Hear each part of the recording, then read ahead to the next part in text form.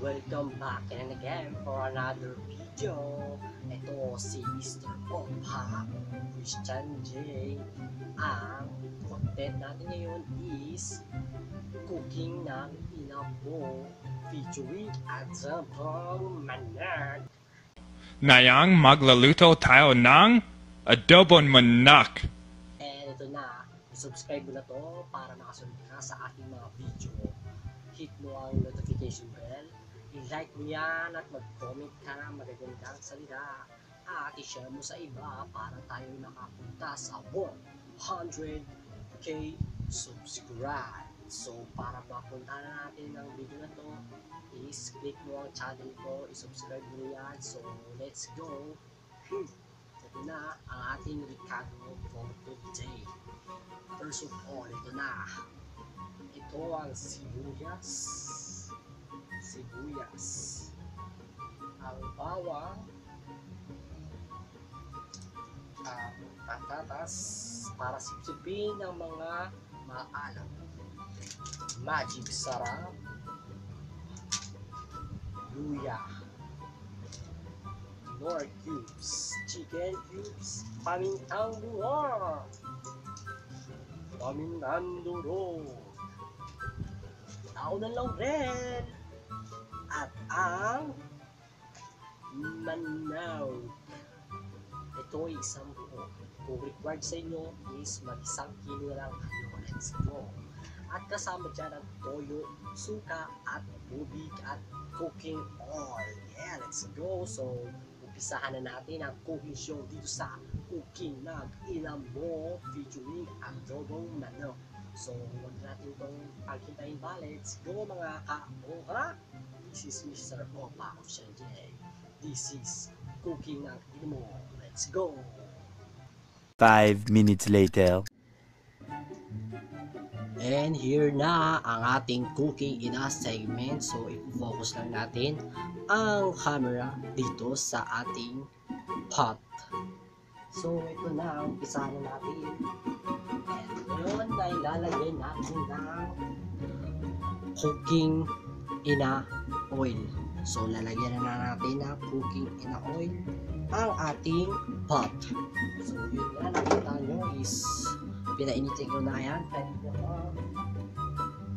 So, yun. Oh my God! Wow! Oh my God!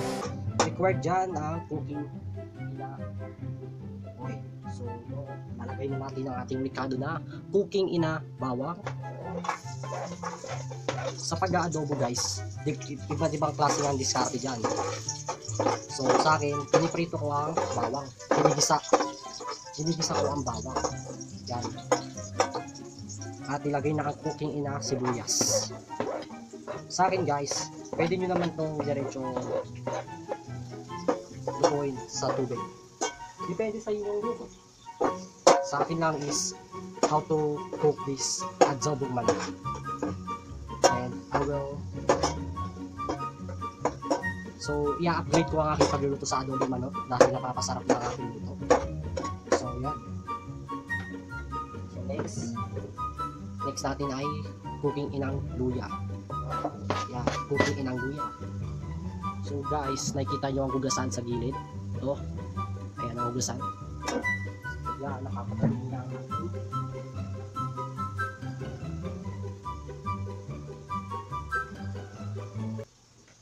Five minutes later.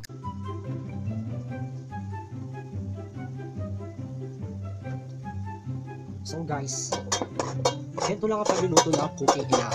Ganyan lang. Mabilisan. Ganyan ang pagluto ng cooking ina.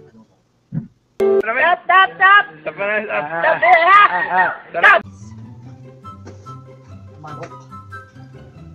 So guys, hindi tayo makaka-front sa YouTube. Hindi tayo makaka-front YouTube kasama ang ating pag dahil wala tayong camera na yan.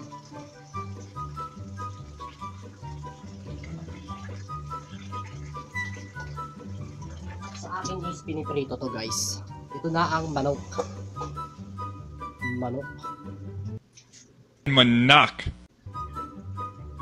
Lagay na natin tong manok.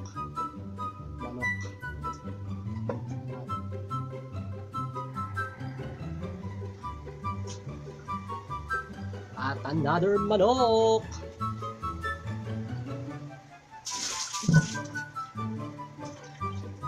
And another manok. And another manok.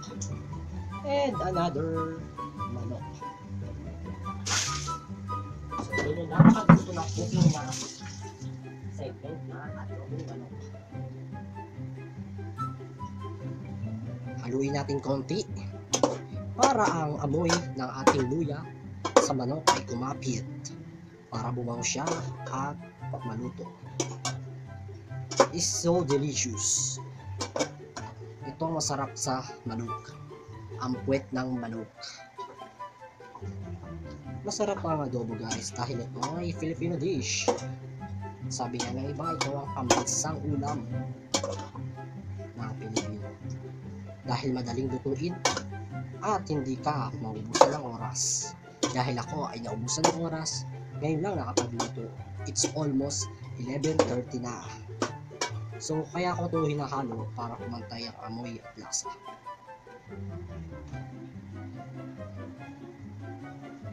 Dahil sa kupi lang sa iyo, kailangan natin nakasan ng apoy. Aray. Yan. Para sunog talaga, pati ang bahay. Takpan natin ang cooking inapat at hantayin natin maluto konti. So, hantayin nyo lang siya ng 10 minutes at madry. And we're back in again. Lagyan na natin siya ng tubig. So guys, kaya nilagyan ko agad ng tubig para maluto ang laman. Kasama na rin pati ang baso. So,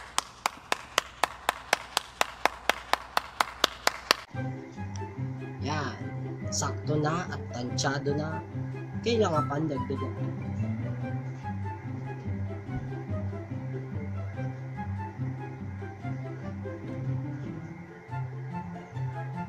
Ang sukat ng aking tubig is 2.5 cup. At ang laman nito is more than 250 grams. Ay, 250 liters. Ay, hindi. Basta yun.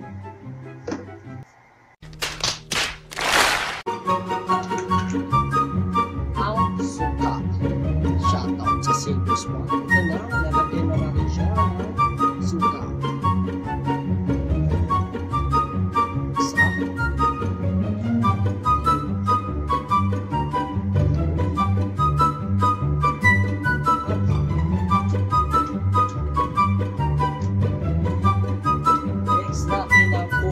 Segment ay dato puti. Toyo. Isa.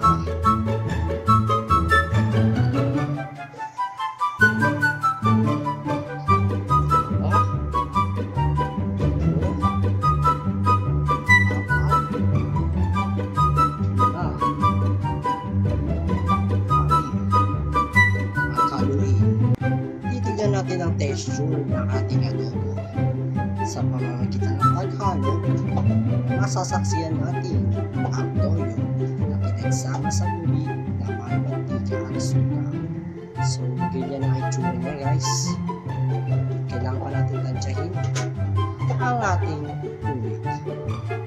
So, antayin natin siyang kumulo.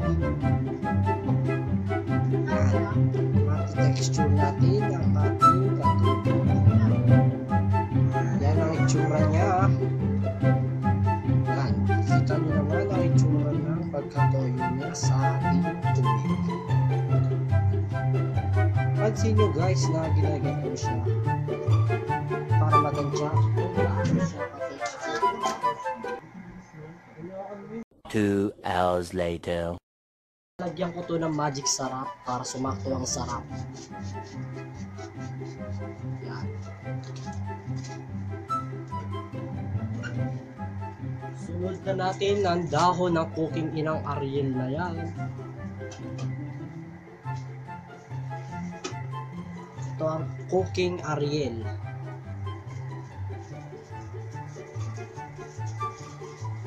Nilalagay ito para lumasa ang adobo. Bakit nilalagyan pa ng dahon ng Ariel? Ang laurel. Dahon pala ng laurel. Sunod ang pamintang durog para lumasap ang anghang dito sa adobo. Sama mo na yung plastic. Joke.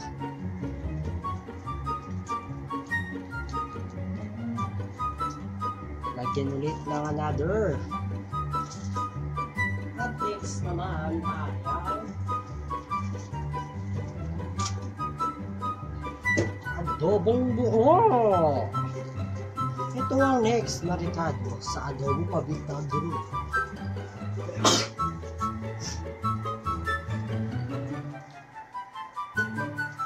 Lagyan pa ng lunal. Yan, damihan ng lunal. At haluin ito.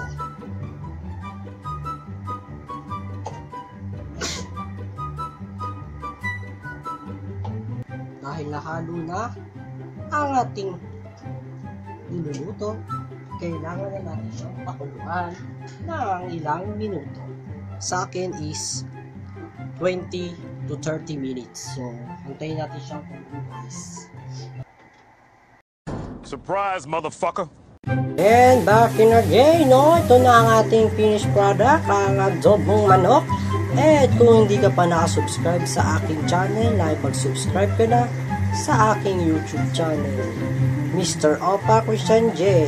Subscribe, hit the notification bell, and like. Share mo na rin sa iyong mga friends.